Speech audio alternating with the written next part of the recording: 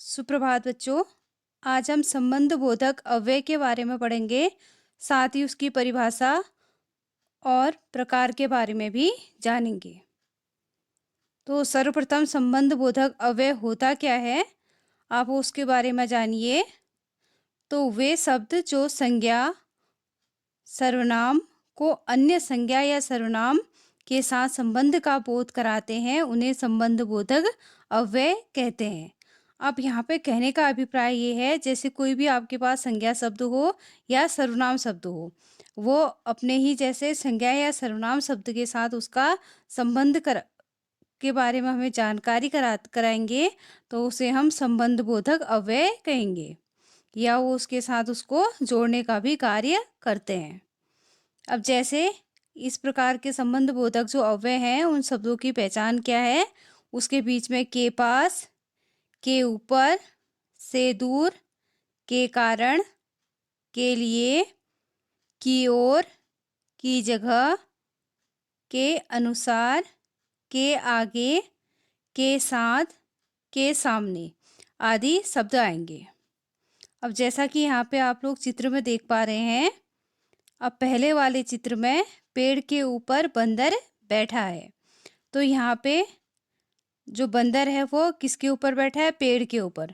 तो यहाँ पे जो संज्ञा शब्द है वह क्या है, पेड़, और दूसरा संज्ञा शब्द है बंदर।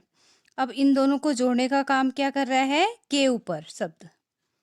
ऐसे ही दूसरे वाले उदाहरण में देखिए आप, पेड़ के नीचे चारपाई पर चौधरी साहब लेटे हैं।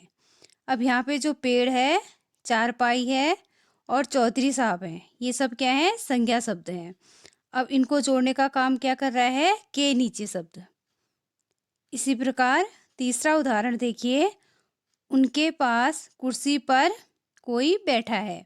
अब यहाँ पे देखिए आप, उनके पास और कोई, ये क्या है, हमारे सर्वनाम शब्द हैं। उनके शब्द हम किसी भी व्यक्ति के लिए प्रयोग कर सकते हैं, तो ये हमारा सर्वनाम शब्द आएगा।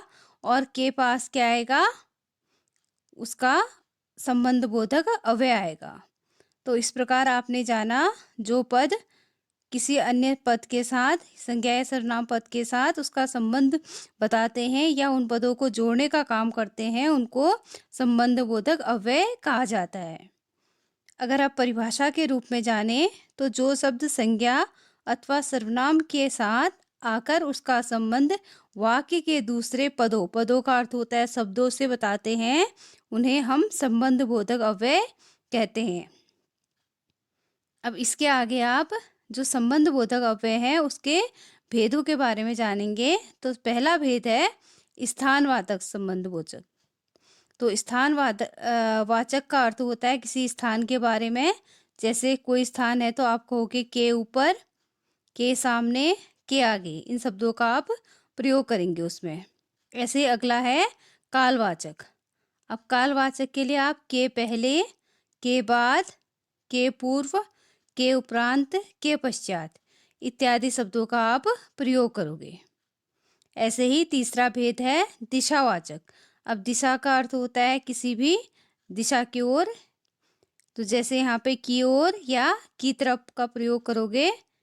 फिर चौथा है साधनवाचक। अब साधन, जिस साधन के द्वारा हम कोई कार्य करते हैं, इसके लिए हम के द्वारा, के सहारे, के बल पर शब्दों का प्रयोग करेंगे।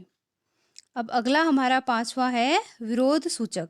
अब विरोध, जो किसी के प्रति विरोध पैदा करता हो, विरोध का भाव पैदा करता हो, जो शब्द दो शब्दों के बीच में, उसे हम विरोध सूचक शब्द कहेंगे। जैसे के प्रतिकूल, के विरुद्ध, के उलट। ऐसे छठा है समता सूचक। समता मतलब जैसे दो चीजों के बीच में जो समानता बताए, तो इसके लिए हम के अनुसार, के समान, के तुल्य, की जगह, के सदृश्य, ऐसे ही शब्दों का आगे भी हम प्रयोग करेंगे।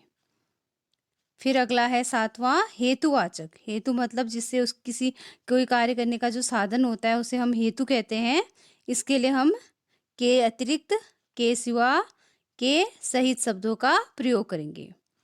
अब अगला है हमारा आठवां सहचर सूचक। अब सहचर का अर्थ होता है जो साथ चलने वाला होता है, या उसको साथी भी कह सकते हो आप। इसके लिए आप के समेत, के साथ, के संग, इन शब्दों का आप प्रयोग करोगे। इसके अलावा ऐसे ही अन्य शब्दों का भी आप प्रयोग कर सकते हो।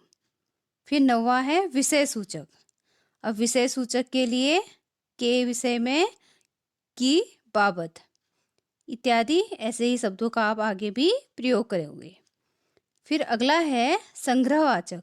अब संग्रहवाचक के जहाँ पे आपका 2 संग्रहवाचक शब्द होगा उसके लिए आप के समेत, तक, पर इन शब्दों का प्रयोग करोगे और ऐसे ही अन्य शब्दों का प्रयोग करोगे। तो आप स्थान, काल, दिशा, साधन, विरोध, समता, हेतु, सहचर, विषय और संग्रह वाचक।